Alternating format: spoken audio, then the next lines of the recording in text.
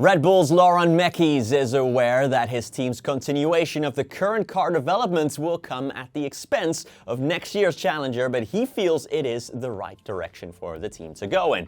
Red Bull insisting on improving the RB21 has been one of the big talking points of late, with pretty much every other team having already turned their attentions to next season. We are at the end of the current development cycle, with 2026's regulation changes touted as some of the biggest changes in F1 history. Electric power will be double, for example, while DRS will disappear and the cars will become significantly smaller, all of which pose a huge challenge and opportunity for constructors to start fresh. Mekies, however, thinks that for Red Bull it is most important to streamline the process of developing and implementing new parts, something that should pay off long-term and translates into the new era.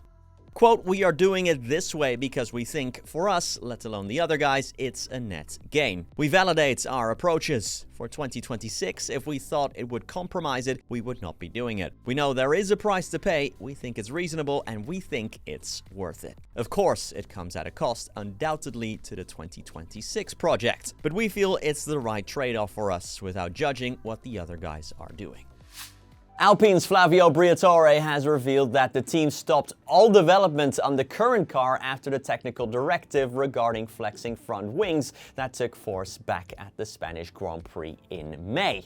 Alpine haven't scored a single point since the summer break and are plumb last in the constructor standings by a massive margin. Flexing front wings were the talk of the paddock for a long time, as it was said that mainly McLaren and Mercedes were profiting from some clever aerodynamic design. Less ink was spilled, however, about the fact that Alpine was going to be one of the teams who'd be impacted most by TD018, a technical directive that cracked down on how much a front wing could flex during FIA tests. Speaking to Automotor and Sport, Briatore even explained that Alpine's whole development plan was gone because of TD018, and an executive decision had to be made. Quote, "To respond optimally, we would have had to completely rebuild the car. The entire aerodynamics depend on the front wing. From our perspective, it made the most sense to go full throttle towards 2026, end quote. Briatore insists that Alpine will be fighting at the front in 26, also with new Mercedes power units replacing their own as they lose their status as a works team. Where do you see Alpine going? Let us know with a comment.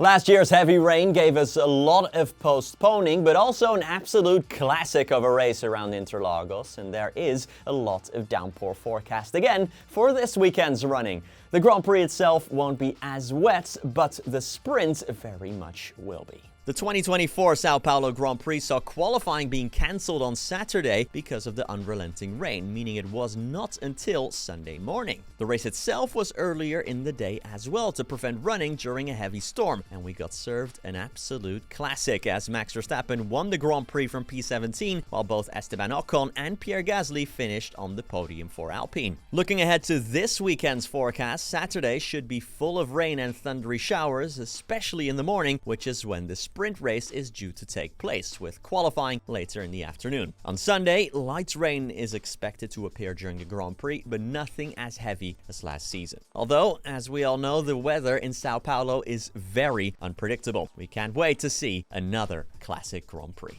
Well, that's it for today's news video. We'll be back tomorrow with this week's GP Fans special, so keep an eye out for that. But in the meantime, thank you so much for watching this one, and peace.